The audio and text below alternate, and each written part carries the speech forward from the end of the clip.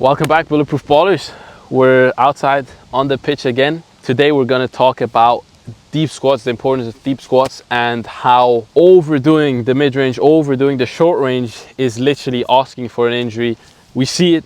There's an epidemic of knee injuries nowadays, and there's unfortunately way too people that I see just casually deep squatting in the gym, especially footballers would need that. And today we're going to dive into why that is, and also how it just makes sense. It's common sense, correlates with a lot of other sports as well. We see it. Yep. There's a lot of great examples and also studies that will prove what we're about to dive into. Yeah. So what's the difference between short and mid-range versus the deep squats that you're talking about? I think the best way to demonstrate is just here as a visual. Short range, Ooh. we move through a short range of motion with the knee, we come back up.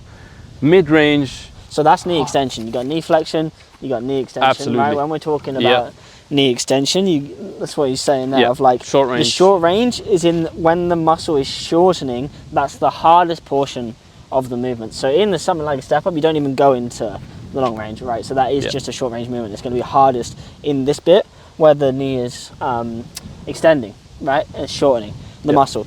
So then if you have something like a long range movement where the ATG split squat, where when the quad is lengthened, when all of the Okay, we just died there. Too much wind. We get back to 30-second ATG split squat hold. So when you have something like the ATG split squat and the muscles then lengthening, it's the hardest down this bottom portion. It gets easier and easier and easier as you go to the top, right? So that's the difference. With the step ups, it's the hardest up in the short range of motion. So when we then look at our sports, right? Football, all in high knee positions. You're moving left and right, you're up, you're never going down into the deep range of the motion, right? Yeah. And people are just overdoing this, and then never lengthening out the tissues, and people wonder why they feel tight. Yeah. And we know that like the less range of motion we have access to, the less range of motion we have strength in, the more likely we are going to have injuries. That's the thing, because like not only like people could argue, okay, you're not going to run around, in a deep squat when you're playing, but it's actually your knees were meant to bend, right? And then we have all these benefits that happen right here in the deep squat, which you don't want to be missing out on, right? We know that deep squats, that compression, that motion on compression pumps that synovial fluid into the knee joint. It helps it, like especially the tissues inside that don't have a lot of blood flow, don't have a lot of blood supply. Yeah. The way they heal is through synovial fluid and the nutrients that come with that. Right, so it's like, okay, you're not running around in a deep knee bend, but the strength you gain, the health in the knee joint, that is something you don't want to be missing out on. Exactly. Right? Exactly. So the nutrients are needed to heal the tissues, the nutrients are needed to keep them healthy.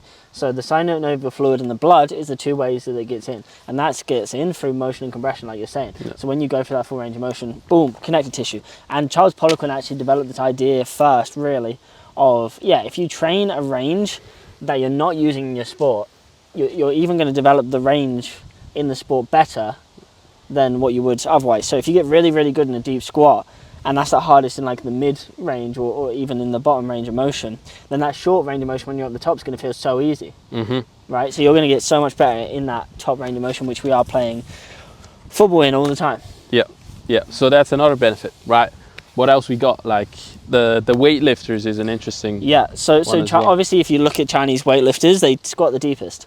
And their VMOs are absolutely jacked. And it's not just because they squat deep, but because when people squat deep, their knees are going to go over their toes most of the time. Yeah. Right? Because especially if you look at the Olympic weightlifters, Chinese weightlifters, they have Olympic weightlifting shoes on, which is pretty much like having a slant board in your shoes. So then your knees are going to be coming over your toes. And we know that as soon as your knee goes over your toe, your knee's got more pressure on it. And then your VMO is the first muscle to contract when your knee is under pressure, right? So you're going to be developing the VMO more, developing the quads more, which is then going to keep our tissues healthier in the knee. Yeah.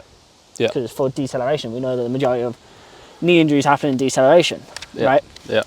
And the majority of knee injuries, again, they happen in these upper, joint angles.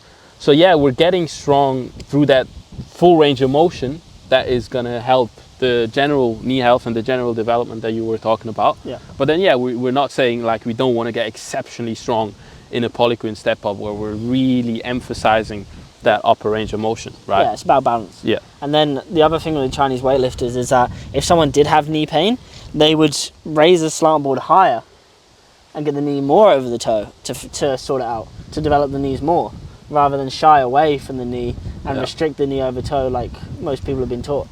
That's literally the biggest mistake, right? And I've done the same thing. And then if we look at an even extremer example of just getting the slant board higher, like getting like basically doing a hack squat, right? Where it's like even more than a slant board, you're getting that shin angle basically vertical, right? Yeah. To the floor, parallel to the floor. You're getting so much knee over toe. George Hackenschmidt jumping over chairs, age 70, chilling, knees freaking strong. There you and go. this is what I'm looking to be, right? Like the longevity of the deep knee bends. It's such a big thing that's missing, right?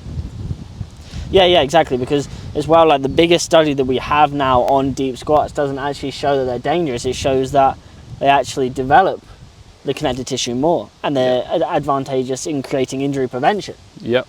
Okay. Now we know. It's a little different to the old days. And if you look at people, if you're thinking about knees or whatever, you want to, like he said about George Hackenschmidt, you want to look at the people that have gotten the results themselves. Right? What are they doing? Well, they're not restricting the knee over toe. They're not restricting their deep knee bend. Yeah. So yeah. And a thing as well with the deep knee bend, after surgery, a lot of people they know, okay, and I see this often. Have you got the full range of motion back? Can you bend your knee fully? But it's not just about being able to bend it, right? Like, okay, Strength. Being able to bend it here, cool. It's nice, it's important. But what do you then do with that range of motion? You need to build the strength, right? We're loading up the hips. We know we're strengthening all these different areas, but then like loading up the knees, we got to do that as well, especially if you've had a knee injury, right? Like it's not just enough to regain the range of motion. You got to get exceptionally strong there as well.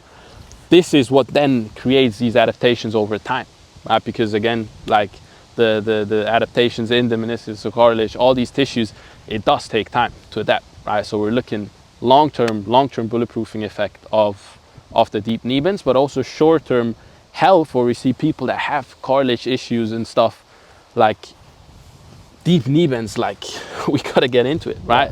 Cyclic tension. Yeah, supposedly in the deep knee bend, cyclic tension at deep knee angles activates living cells within the cartilage and helps it to grow thicker and stronger. Yeah. New research. So obviously we're not scientists, we're not medical experts, but we've kind of seen it to a certain extent. And it's not like it just happens instantly, like the connective tissue takes time to be able to go, but it's like the more that you restrict a movement, like it's clear that the research shows that the more you restrict movement, the more pain you're going to have. Like you have like overuse injuries and you have underuse injuries, but I bet you that the couch potato is going to have way worse knees than someone that's really putting loads and loads of force on their knees, even if they are getting some pain from overuse and stuff like that. Like the couch potato, even if they go into a deep squat, they might end up injuring it. I've heard of people trying to go into a deep squat for the first time and injuring themselves because they haven't built to the point where they can do that. Yeah. And like, I know we're talking to people here as well that know they don't want to be, that guy that can't even, get into a deep squat because they've never done it. Like, it's the lowest level, so to say, to regain the deep knee bend, but then you want to start dominating it. And we see beautiful stories of people, okay, they had these knee issues for years and years. Regaining the deep knee bend, getting that strength there is one of the first steps to actually then building and getting to a point where it's not like you're putting too much stress or you're putting too little. Like it's a perfect balance, right? And then you can really make progress, real progress, measurable progress. Yeah, so then do you want to talk about ATG split squats and then squats, hack squats, like the progression that you would use for someone with deep knee bends? Yeah, okay, so deep knee bends, like if you avoided it for so long like I did, then it's gonna feel weird, it's gonna feel uncomfortable, might feel painful, or you might even not get into the deep knee bend at all, right? Let's start with you're not getting into the deep knee bend at all, right? You can still work on the short range, you can still work on the mid range, but you should be working towards the deep range all the time, right? So using floss bends that allow you to push into it a little bit deeper, right? Like we had the great example, Chris, okay, had to elevate like crazy on the ATG split squat. Yeah. And there is not much stimulus going in there, but we're trying to get as much stimulus as possible for the given situation. That's always the goal, get as much stimulus as possible. So yeah, we might start there, elevated ATG split squat, because this is then teaching your body, okay, I feel comfortable here, getting some stimulus, getting some adaptations. We might be able to take away the floss bands, put more pressure on it, still using assistance and slowly lowering the elevation over time. You know, I could start with just elevated, didn't have to use assistance, but like slow tempo is so key, right? Like feeling it out, making sure, okay, like you win the session, okay? You go in, you know you're working at the end range there, like you feel, okay, if you push further, it might get tricky, but you want to be there, okay? You want to get that body to actually realize, oh, I need to unlock, I need to get adaptations going. And over time, with patience and yeah, like I could, you know, talk about all the other stuff that needs to be there. Like you want to be working on the hips, you want to be working on the ankles, but if it's just about the deep knee bend, the ATG split squat has been the most efficient thing we've seen. It's a game changer, like, but it depends on person to person as well, because like if you're heavier, then you might need to do an ATG squat because the load on one leg might be a bit too hard. If you've got imbalances, the ATG split squat might be better. If you don't, ATG squat might be alright. You got the long range of the ATG split squat, so that might be harder for some people because you're really shoving it in that end range versus the normal squat. Like it's hardest in the mid range, like you're still getting that full range of motion, but it's hardest through that mid portion of it. So it does depend on you, but like Kadeem says, like you have to build to it realistically. If the goal is healthy knees, your knee needs to bend, right? Like that is what it does. It extends and it flexes. So if you can't flex your knee and you don't have strength there, like you got issues. Yeah. And it's not like that happens all the time. We see it every single day. That is the case. Yeah, 100%. It was the case for us as well, like avoiding it for so long and regaining that is just that childlike, you know, you see, if you observe kids, they spend so much time in a deep knee bend and we like in positions you feel like, oh, this will blow out my knees and stuff. But like it's there for a reason. And then if you look at ancient cultures, they maintain this kind of knee ability throughout their whole life because they never lost it, right? So getting back there is always the goal, no matter how fast.